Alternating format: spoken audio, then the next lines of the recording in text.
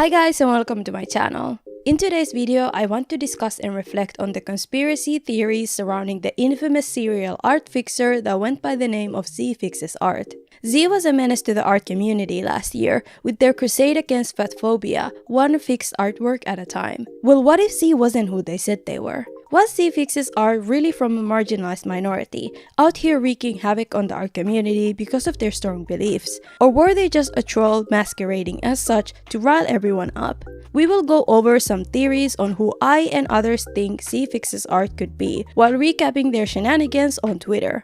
Before I get into all that though, I want to introduce the sponsor of today's video, Tears of Themis. I'm delighted to introduce today's sponsor, MiHoYo, and their unique story-based romantic detective game, Tears of Themis. It's set in a law firm where you as the player are tasked with uncovering mysterious cases that plague the city of Stelis. You do this by taking on criminal cases and battling with your wits by using intuition, emotion, and logic to win debates. There are 4 handsome characters that help you on your journey to uncover the truth, and due to the romantic aspect of the game, you get to interact and bond with all of them while raising their affection levels. You have the handsome childhood friend Luke, the protective but stern co-worker Artem, the alluring but mysterious psychologist Vun, and last but not least, my personal favorite, the rich and playful Marius. They all come with the most handsome voice actors that really bring all the characters to life. お前にもらったこの鍵、大事にするから。君が守りたいものを守り、譲れないものは譲るな。結末を知ることができたら、やはりあなたは僕の頼みを断る。お姉さん、歩きスマホは良くないよ。 Not to mention how beautiful the character designs are and just the game in general is. You get to text and video chat with all of the love interest while unlocking each character's personal stories. Together with your friends, you help solve mysteries by inspecting crime scenes which are 3-dimensional, conduct interrogations based on the evidence you have found, and finally present all of your hard work in a court of law. Tears of Themis was created by MiHoYo, which is the same company behind Genshin Impact, so you know that this game is top tier. Right now, the game is featuring a special holiday event called Xmas Partyland, where you get to explore the Christmas-themed fair together with your preferred partner. Enjoy winter festivities in the snow-filled Stelis while playing exclusive interactive mini-games and Christmas-themed events. This event has been launched on December 11th and is available for a limited time only, so what are you waiting for? Use the link in my description to download Tears of Themis today and get sucked into the mysterious world of Stelis. The link can be found in my description. Anyways, I genuinely love Tears of Themis and have been obsessed with playing it way before I was ever reached out for the sponsorship. This is why working with MiHoYo means so much to me and this channel, so I urge you all to go download the game with the link I provided and give it an actual shot. If you love otome games or mystery games, I promise you, you won't regret it. And on top of that, you're directly supporting me and this channel while doing so. I want to give out a disclaimer before we start. This video is just speculations and not to be taken too seriously. Obviously, it goes without saying that I hope that no one discussed in this video gets harassed or sent hate. I felt like I needed to clarify that before we start, but now that it's out of the way, let's finally get into the video.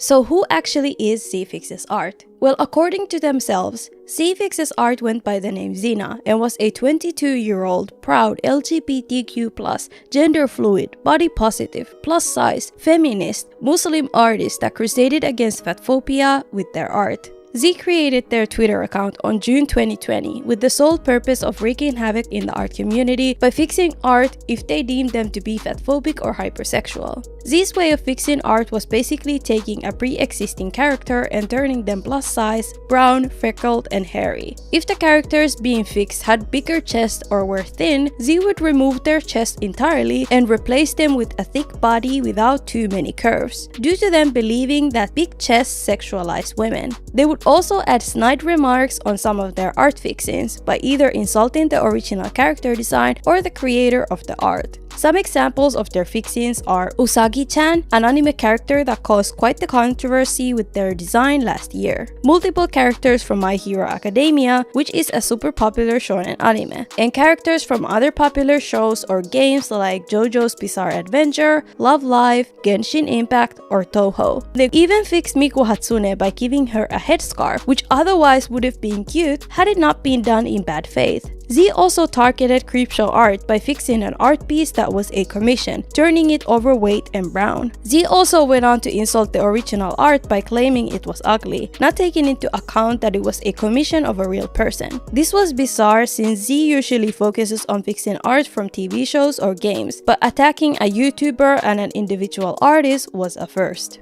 Z's fixing crusade came to an end at the end of 2020 when they got hacked and ridiculed before their account was finally deleted entirely. The hacking is said to have happened at the end of September or during October 2020, and the hacker went on to change Z's Twitter handle from Zeefixesart to Z got hacked. They also drew not safe for work art of Z's persona and proceeded to post it on the hacked account. This caused a huge uproar in the community because while many hated Z, they still felt conflicted by the actions of the hacker. Though Z was a serial art fixer and a general menace to the community, they didn't deserve to be hacked, looted, and misgendered as a retaliation. The hacker went on to expose personal details of Z's account, like who they had blocked, but after some time they ended up deleting the account entirely, but not before advertising their own Patreon.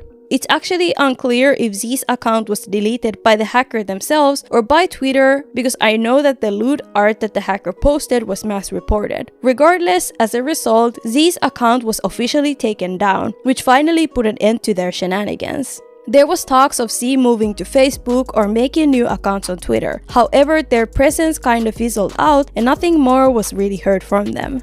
Now that you're all familiar with who Zeefixesart is, let's talk about the theories surrounding them and their actual identity.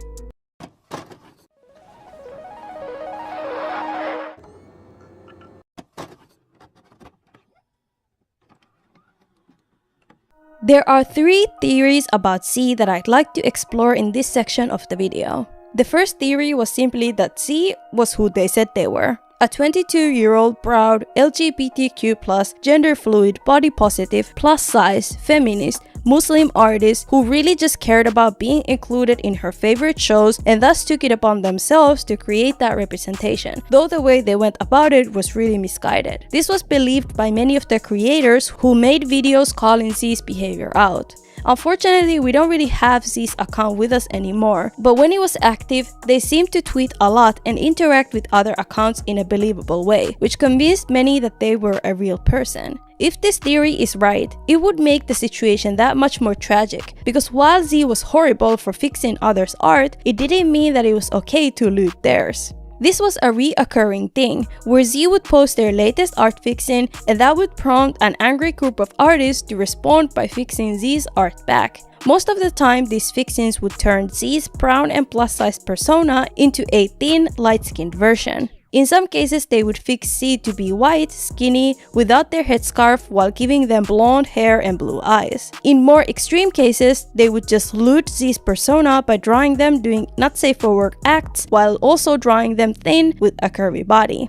This was some artists' way to fight against Zeefixesart and their SJW ways, but could Zeefixesart really be who they said they were? This brings up the second theory, which is that Zeefixesart was simply a troll, taking on the embodiment of a stereotypical social justice warrior artist and acting it out for attention. I found this description of Zeefixesart on Urban Dictionary, and it pretty much explains why I think Z is a troll. Zeefixesart is an SJW artist who quote-unquote fixes anime characters by turning them into a fatter and dark version of the original design, because fixing art gains them controversy. Sometimes they threaten people with a certain anime like JoJo, which makes them a possible troll. I have a hard time believing that a 22-year-old proud LGBTQ+, gender fluid, body positive, plus size, feminist, Muslim artist would go out of their way to attack artists by quote-unquote diversifying characters while calling the original media ugly. It's extremely unlikely that a real person would do that unless they were someone pretending to be a 22-year-old proud LGBTQ+, gender fluid, body positive, plus size, feminist Muslim artist.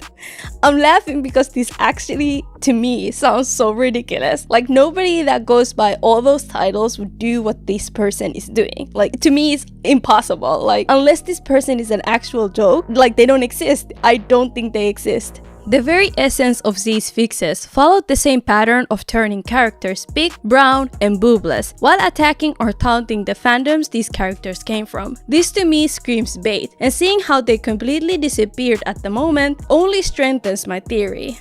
I think this Twitter user put it very well. Zeefixesart was maybe one of the most obvious trolls, but people absolutely fell for it because it fits everything they think quote-unquote SJWs are.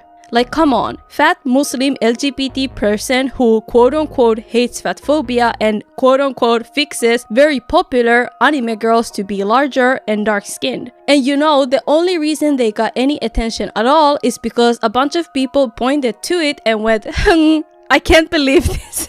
I'm gonna quote tweet it and share it with all of my friends.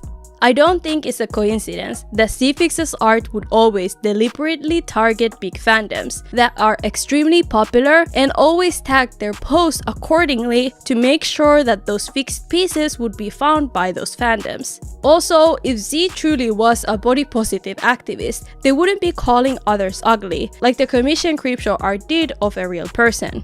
The more I ponder on this theory, the clearer it becomes. The person behind Zeefixesart account may have had a deliberate disdain for SJW artists, so they made this account to make them look bad on purpose. This theory also branches out and speculates that perhaps the hacker who later claimed to have hacked Z was actually Z all along. Did they really do this to get the art community to hate Z so much that when they finally got hacked, the hacker would be seen as the hero and thus gain support for their Patreon? If that was the case, the hacker kind of failed, since many thought that drawing not safe for work of Z's Muslim persona was crossing boundaries and going way too far. I'm not sure if I'm convinced of the theory that the hacker was Z. However, I do wholeheartedly believe that Z was a troll who hated quote-unquote SJW artists and thus decided to make this caricature of them by being outrageous with their fixings in order to get others to despise the evil SJWs as well. Last but not least, the third theory is that Zeefixesart was actually Creepshow art all along. I know, this is a crazy one, but hear me out. This theory was brought up on Twitter after Creepshow art was exposed for having alts, faking her hacking, and other things which I won't go into in this video. Some believe that there are many similarities with Creepshow art's art style compared to Zeefixesart. Apparently they both use the same freckle brush, which also raised suspicion amongst Twitter users. There are other similarities in their stories, like how Z claimed to have been hacked and Creepshow art also claimed to have been hacked. Some also find it odd that the only YouTuber Z targeted was none other than Creepshow art. Z's normal targets were anime characters from games or shows, but suddenly they just chose to single Creepshow art out and fix her art instead. Could this have all been a coincidence? Well, I must say that while this theory sounds interesting, I'm not fully convinced, nor do I believe in it personally. I feel like, while there are some odd coincidences, I would need more evidence before I could fully commit to believing that theory. This is also because when Creepshow art was exposed, everyone ran around accusing every living human being of being Creepshow art. Heck, someone even accused me of being Creepshow at one point, and I have an accent, so there's that. But if you guys have any more convincing proof, let me know in the comments, you know? We can discuss this, we can analyze it, but yeah, I need more convincing, I need more proof to believe that Zeefixesart was Shannon, so let me know in the comments what you think. Anyways, let's wrap this all up with my final thoughts.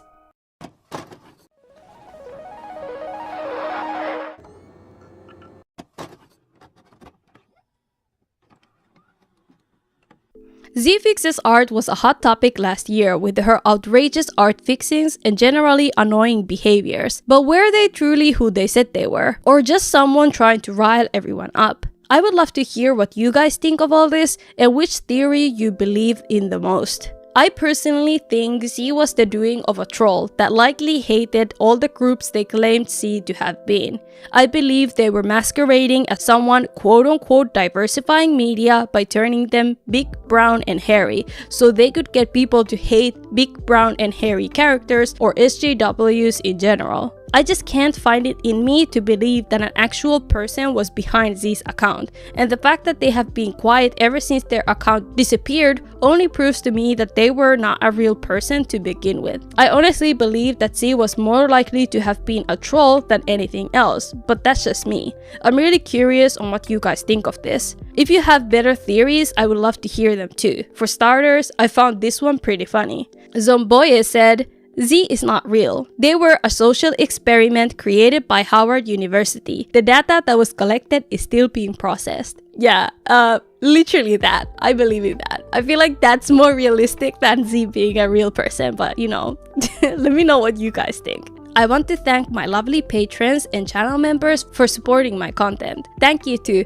Darcy Rawlings, Nat, Dayanara Serges, Shamisha Walker, Celine Bede, Seiji Hito, Hat, Salem Smith, Inola, Neptune, Adrian Charles Cohn, Sammy Special, Nico D'Angelo, Chainsaw 134, Jillian, JJ, Adam Quentin Kali, Gould Wrangler, Isabella, Vic Abrantes, Ashley V, Lady Kimono, Jiraiya Sin, The Opinion Queen, B Spooked, Lil Artsy Savage, Ass Witchell, Bino McClone, Bunny, Nalani, Irish Ash, The Black Sheep Wandras, Garrett, Black Wolf 275, Split into Two, Harriet Rose, Lady Kimono, and finally, Queen Britters Creates. It's thanks to all of you that I can continue to bring you new content. If you want to support my channel, consider becoming a patron or a channel member. I also have merch, so go check it out and maybe grab something for yourself or a lovely gift for someone that you love. I'll leave the link to my store in my description.